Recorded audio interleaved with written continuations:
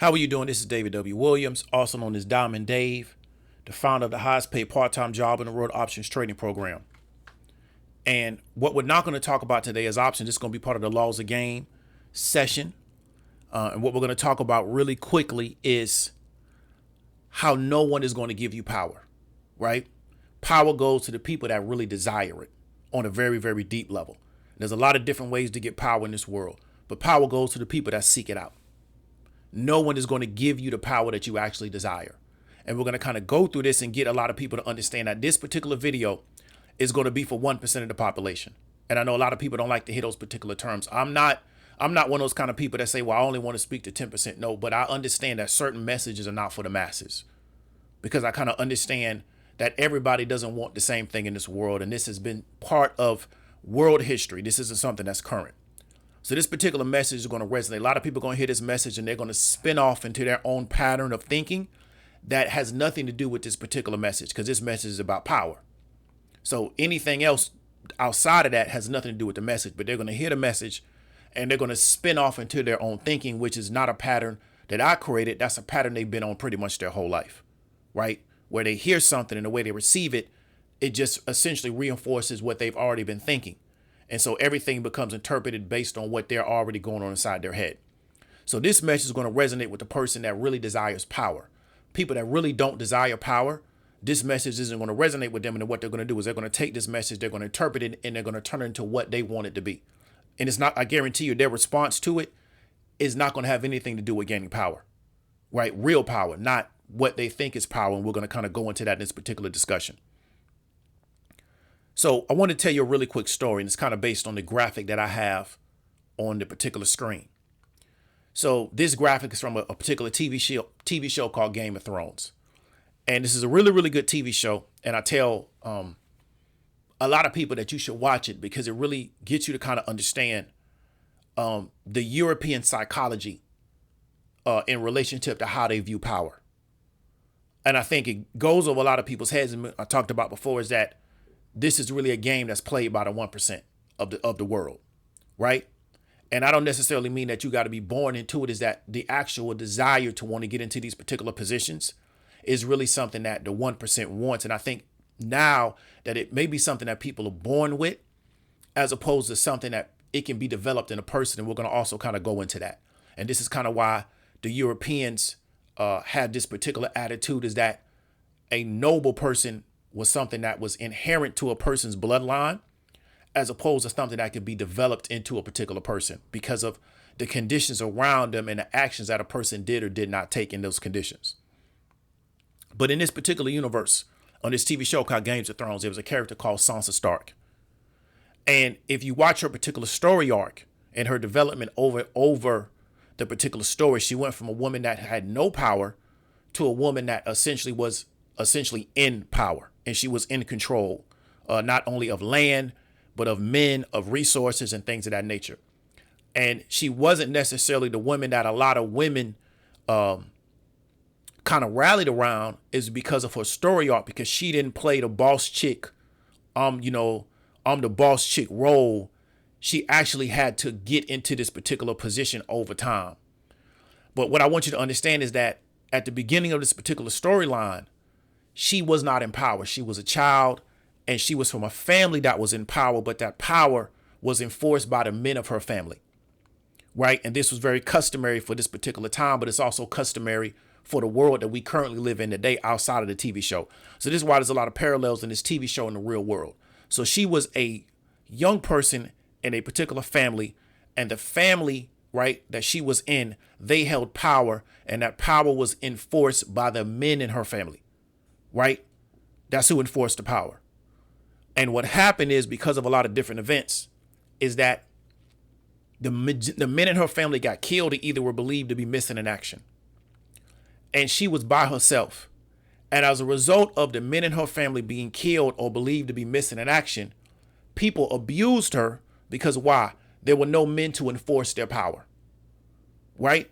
So because she didn't have a guardian or a benefactor who was going to take care of her, she was abused because people around her did not believe that there were men that are going to enforce the power of this particular family.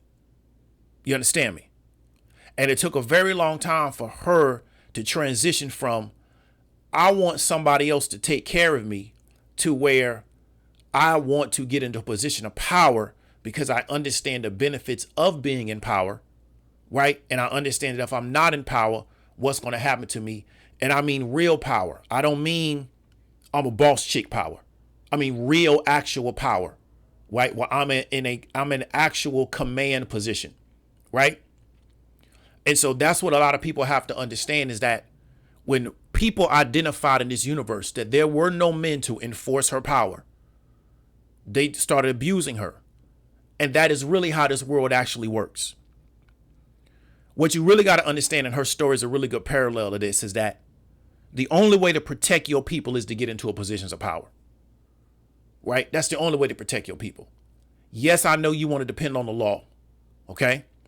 Yes, I know you want to depend on, social etiquette. Yes, I know you want to depend on the fact that people we're socializing people to not do some of the things that they may have done in the past. But in reality, the only way to really protect your people is to get into a position of power. Because once people recognize that you're in a position of power, they're going to treat your people differently, because they're going to be worried about the people that are going to come enforce the power. See, we've been made to believe in this because of the formation of the nation state, is that the only people that can enforce power is the government, right? So we believe that there really is no enforcement of power amongst families and people. And that's because we've really essentially been assigned to be just, essentially the average people in this particular society whose job it is to support the nation state. But really, families still really run the world. And when you get into it with these particular families, you have to deal with the people that are going to be the enforcement. And it's going to essentially, normally, under 99% of the time, is going to be administered by the men of that particular family. Now, those men have other men working with them, but they're going to preside over the enforcement of power for that particular family.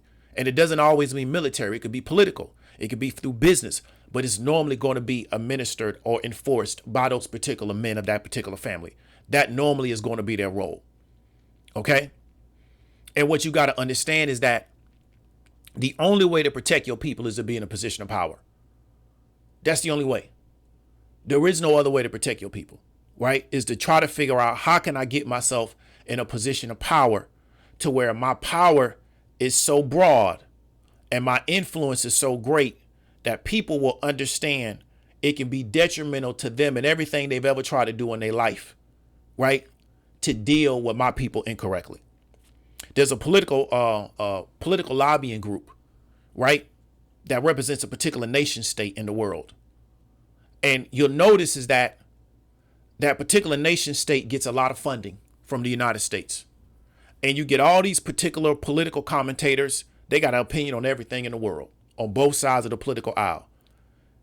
Ask yourself why nobody talks about this particular political issue. It's because this particular political group has amassed so much power, right? They nurture and support people in both sides of the political spectrum, because they're only concerned with staying in a position of power. They don't care about politics the way we see it inside the United States.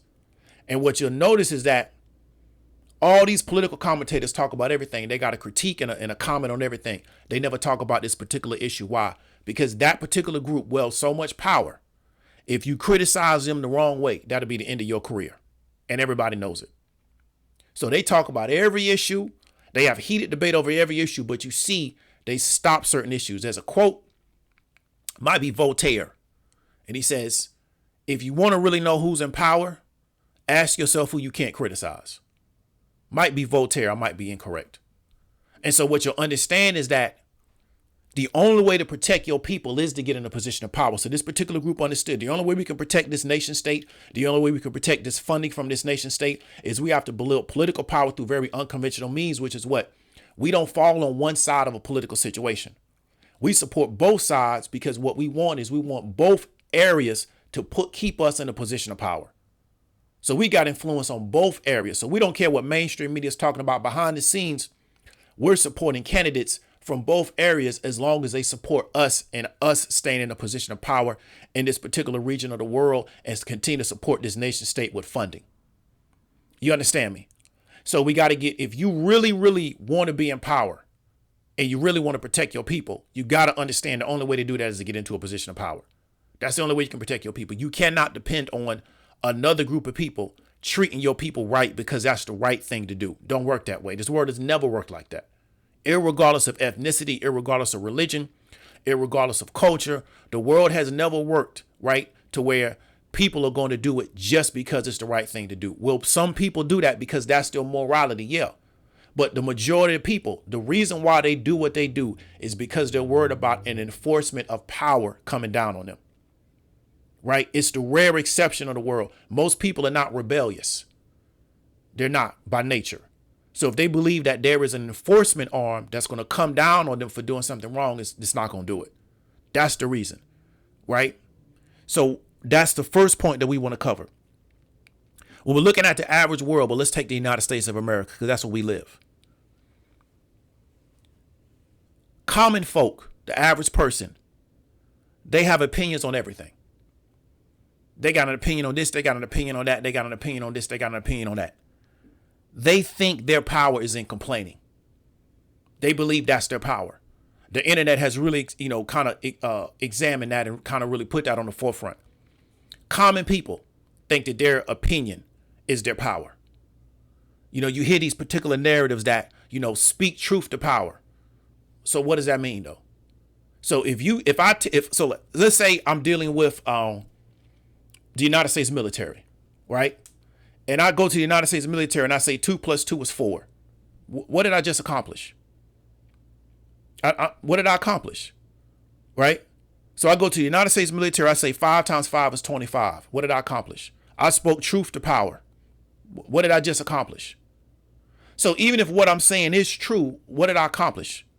Right? So if I come from a group of people where the United States military using Terminator drones is killing my people from 10,000 feet up, and I get an opportunity to speak to them, and I explain that is actually what's going on. Well, you think they don't know that's what's going on? They're the ones doing it.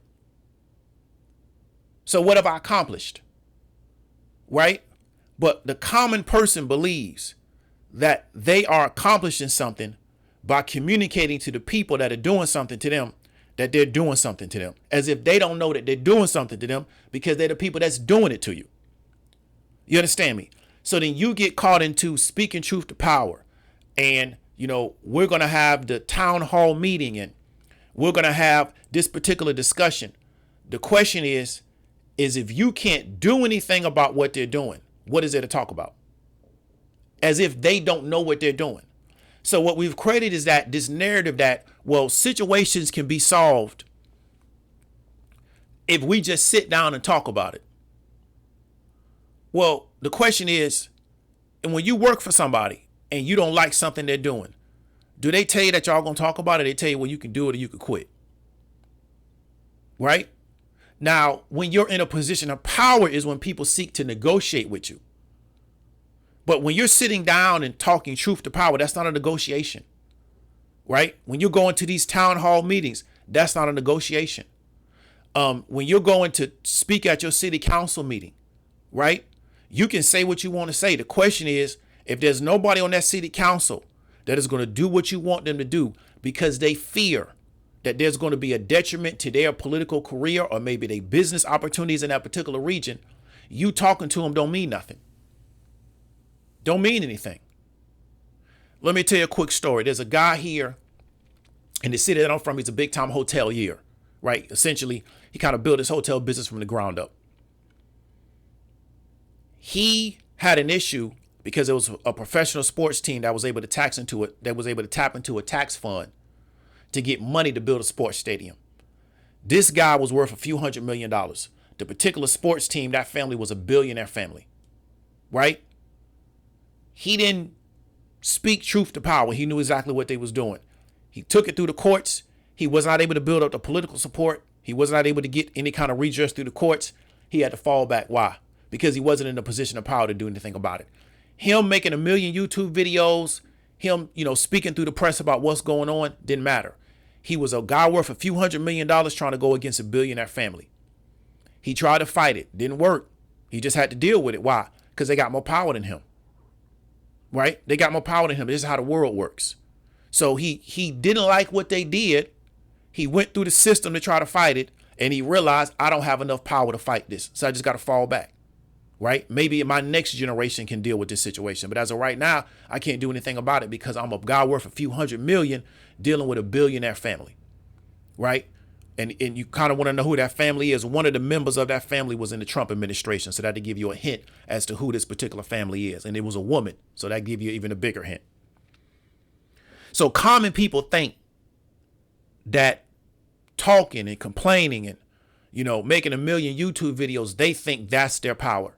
Is that a form of power? Yes. Having some level of being able to produce your own media is power. But that doesn't necessarily stop people from doing what they're going to do. Right? So if you realize that that's not enough, the question is, do you have a desire to build more power? Or are you just content with making a bunch of YouTube videos about stuff? Or doing a bunch of Twitter feeds? Or sitting on a live stream and everybody complaining about something? Instead of building power to get the world that you want. Because justice is subjective. Your form of justice may not be my form of justice. So how do you get to justice that you want if you're not going to build the power to go get the justice you want? Or are you going to hope that somebody else gives you the justice that you desire? Well, the question is, with justice being subjective, their idea of justice may not be the same as mine. So they may never give me the justice that I desire because their ideal justice could be different than mine, because the form of justice is always going to be subjective based on that particular person. You understand me? So this is why this particular argument and this particular conversation is going to be for the 1% of society that really desires to go do this. Now, here's some of the things that you hear in the mainstream, and I want you to really understand these are anti-power narratives. This is the common person just complaining because they think that their power is complaining. And there's so many people. You can build a really, really good business in getting a bunch of common people together and complaining about the fact that they're out of power and creating a platform for them to do that. And then they feel empowered because they can complain about how much they're out of power, but they're never going to do the things that it's going to take to actually build the power. So here's the first thing. Women are this, that, and the third. Women are this, that, and the third. Women do this, that, and the third. Yada, yada, yada. So the question I would ask for the people that have this particular narrative, right, about what women do. If the woman does exactly what you desire her to do, let's just say you could program the woman like a robot. You could put a program inside her and she does exactly what you want her to do. Will that result in you being able to produce children that can get into a position of power? Because now you got the woman doing everything you want her to do. So now, as a result, do you now have the ability to get your children in a position of power? And then do you have the ability to enforce that power? Do you have the desire and the will to do that? Whatever it takes. And so you got to really understand is that even if you put this person in a world in which everything happened the way they wanted to happen, the result still will not end up in power because they don't want power. What they want is somebody to just do what they want them to do when they want them to do it, but they really don't want power. But they think their power is getting a woman in an interpersonal relationship to do what they want them to do. They think that's their power, right? But then the question is, if something happens to your children and your only power is that the woman does what you want her to do when you want her to do it, how does that help protect your children? How does it help alleviate or remedy the situation with your children? Or let's say you have a business situation and you need it to go your way and you're not in a position of power outside of having a woman do what you want her to do when you want her to do it. How does that solve that situation? So what we understand is that most people don't want real power in this world. What they want is an interpersonal power. Well, I got a person interpersonally that does what I want them to do because I have to try to deal with the fact that I got to go to work and do what somebody else tells me to do. Or I got to follow these laws that I don't necessarily agree with. So what I want is a person interpersonally that'll do what I want them to do. So I feel better about the fact that I got to spend the rest of my life doing what somebody else wants me to do. Okay? That's the first scenario. Second scenario is men do this, men do that. Men are like this, men are like that. Let me ask you a question for women that believe this. They got so many issues with men as in general, not individuals, as men in general. If men did exactly what you wanted them to do, can you produce men that can get into power? Right? Because a lot of people believe this desire to be in the power is innate. It's something that you got to be born with. So do you have that in your DNA to produce those type of men? Do you have one of those eggs in your body have the ability to produce those type of men that's going to want to get into power? Can you nurture that in a man that wanted to get into power? Do you have that ability? Right? Because even if it's innate, it got to be some kind of development on that particular area. So can you take a young boy who's born with particular type of abilities and nurture that particular ability in that man? Right? Can you produce women that can produce men that can get into power? So let's throw the men out of the way. Let's say you don't have any men. Let's say you just, I'm not going to have any boys. I'm going to create this world full of women. Can you produce women that can then now go produce men and nurture men that can get into positions of power? Because it's a dual thing. It's both parents. It's the man and the woman, right? That have to help develop these children. So the problem is you can blame the men, but you don't have the ability yourself, right? You don't have that ability to help put a person in a position of power, to nurture that in a child. So if we give you a young woman, can you develop that young woman where she now can partner with men who are going to be in positions of power? No, because you don't have that in you. You haven't developed that self. So the issue is, once again, is that we have very common people who thinks that their power is in complaining about everything, right? Because they think that's their power. It's just, I can just complain about everything in the world instead of doing the things that it's going to take to protect your family by getting into a position of power, right? Because that's really the only way you can protect your family, is to build power in this world where people understand there is going to be some type of drawdown. There's going to be some type of repercussion because I'm dealing with this particular person a particular way, and they understand that on a local level. Then you can move up to a state level. Then you can move up to a national level. Then you can move up to an international level. There's people that can move around the world where people know I got to protect this person when they're in this particular area, because if something happens to them, it's going to be a detriment to our country. So when you roll into the country, they rolling out all the security team in the world. It's not your security. They got security on your security to make sure nothing don't happen, because the worst thing can happen to them is something happened to you while you in this particular country. That would be detrimental for where they're trying to go. It would be a black mark on their particular power structure that they have over there. So they understand the game of politics. They very much understand the Game of Thrones.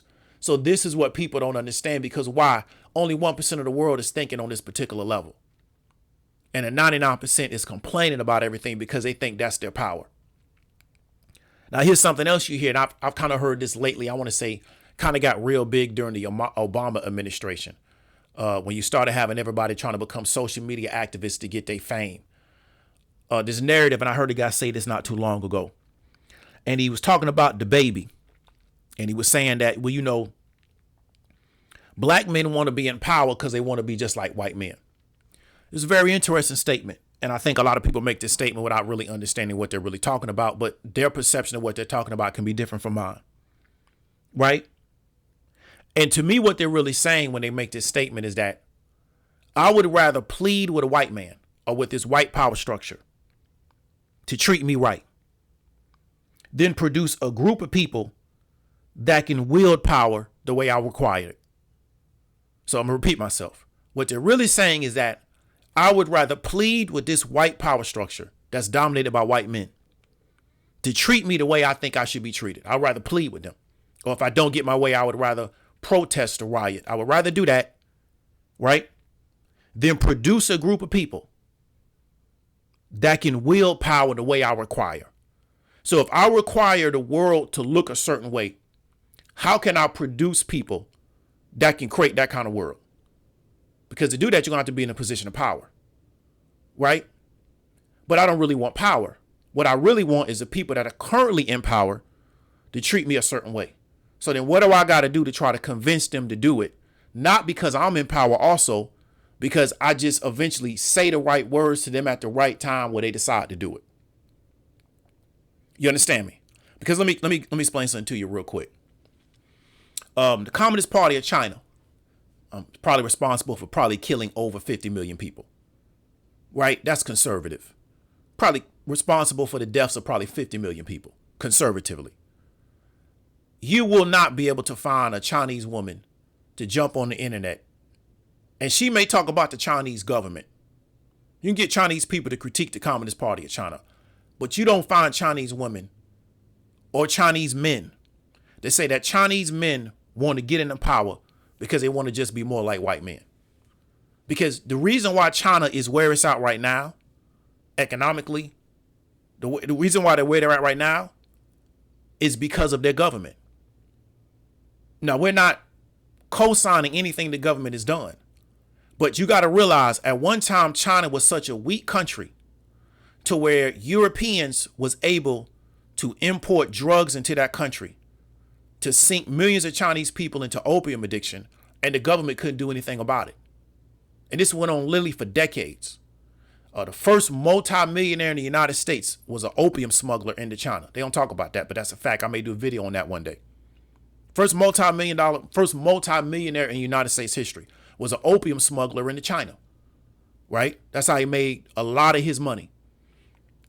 So you got to understand is that you can't do anything in China now because of the government. If you go over there, you do anything out of order, they're going to come on down on you so hard you ain't going to know what happened. Right? So you got to understand is that you may not agree with everything they've done. Yes, we could probably make improvements. Yes, we could refine certain areas. Right? But before that, you had a particular power structure that was so weak that Westerners could go into this particular part of the world and do anything they could want to do. They could control ports, right? They could do anything they wanted to do, and there was no power group that could stop them from doing it. You don't have that happening anymore. Why? Because you got a power group that said, you know what? We're not going to allow anybody to do this anymore. Do you agree with everything that they done? No, I don't agree with everything they done. I don't agree with the fact that they killed millions of young Chinese girls. Don't agree with that. Right? But you had a group that said we can get into a position of power and we can change all of this. And if you don't like that group, then you got to get into a position of power. But complaining about, well, you know, Chinese men wanted to get into power just because, you know, they want to be just like white men. But you don't want to get into a position of power. What you want to hope is that the white men that's in power finally treat you the right way. Right? You can go to you can go to Eastern Europe. Okay? They necessarily don't agree with everything that those particular governments have done. But what you're not going to do is get their women to say, well, you know what? These men only want to be in the power because they just want to be like these other kind of men.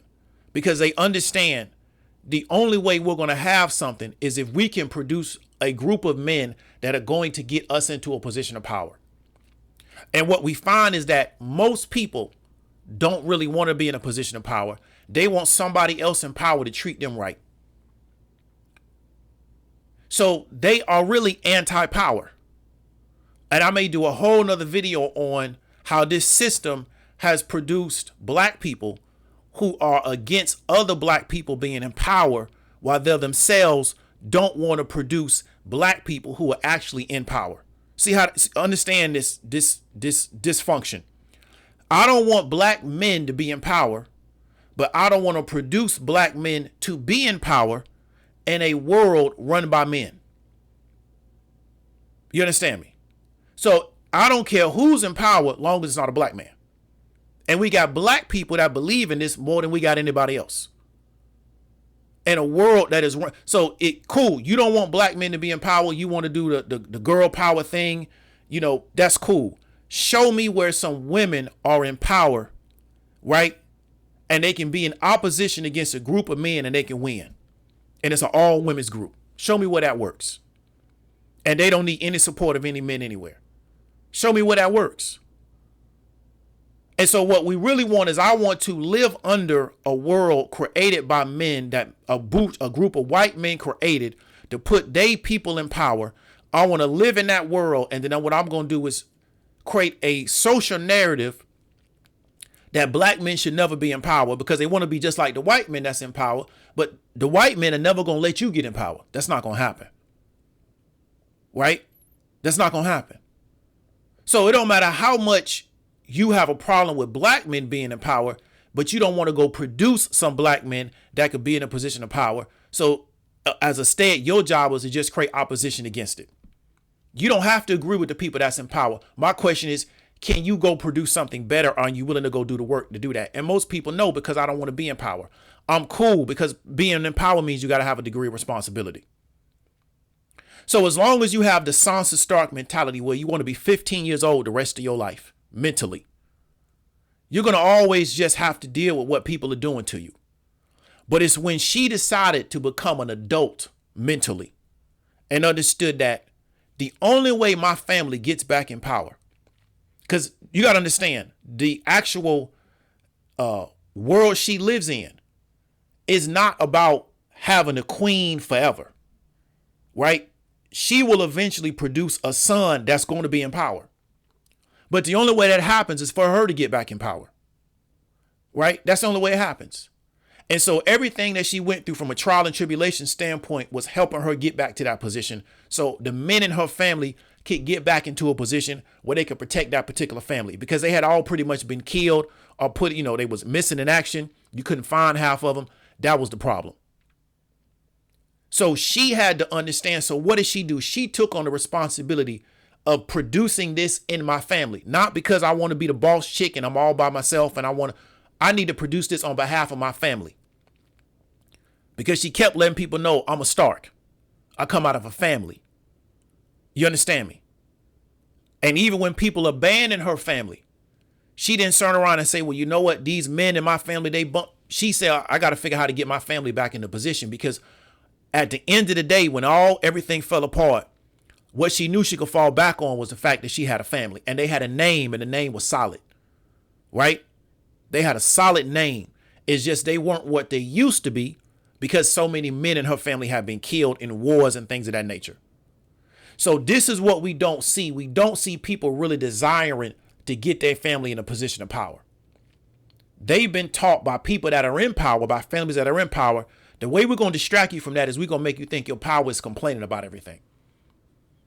Because we don't want you competing with us for power. We want all the power, right? Because power is a very limited resource. There's a lot of opportunities to complain. It's not a lot of power. So with power being a very limited resource, we don't want to fight you over it. We already got a certain amount of families that we know are in power. We would rather fight them. We got certain groups that are in power. We would rather deal with them as opposed to dealing with a new group. So what we'll do is we'll create a lot of distractions in the mainstream of society to get you to understand that, well, you don't have to fight us for power. You just can complain about everything that we got going on. Then we'll take entertainers and we'll pay them a lot of money because they're going to help you complain. Study who gets on this internet and never tries to put you in a better position with what they have to offer you from an education standpoint, through a information standpoint, to put you in a better position to empower you. They just want to give you a platform of complaining, or they just telling you, here's a new thing that you should complain about. These people have been empowered by the people that are in power. See what I'm saying? Because as long as you on Zuckerberg's platform complaining, well, he ain't never got to worry about you. I forgot the guys that own Google, the CEOs of Google. As long as you on Google's platform complaining, you never going to come take their position. They don't have to worry about you. You've essentially put yourself out of position by the activities that you're involved in on a day-to-day level. So this is what I richly want you to understand. For the 1% that actually hears this, right? We're going to reiterate. The only way to protect your people is to be in a position of power. If you are a woman and you're dissatisfied with the men around you and how they're wielding power, the question is, can you produce men that can wield power better, irregardless of the color of the man? Because a lot of y'all put this on color, but you couldn't produce men of another color to be in a position of power. Why? Because it ain't in you. It's not who you are. You're not that kind of woman. If you a man and you are mad about what women are doing, the question is, if the woman did everything that you wanted her to do, would that help you put your family in a position of power? And a lot of y'all would be no, because y'all are also tripping on the color of the woman, and y'all can get a woman of any color to do exactly what you want to do, and you'll never be able to put your family in a position of power. Why? Because it ain't in you. It's not who you are. So you spend a lot of time on this internet complaining, and it's funny how no matter what you do, you never get a solution to your problem. Because in reality, you don't want the solution. You just want to stay on this particular hamster wheel the rest of your life. So that's going to be the laws of game for Sunday. This is David W. Williams, also known as Diamond Dave, the founder of the highest paid part-time job in the world, Laws of Game. Hit me up in the Patreon. Talk to you later.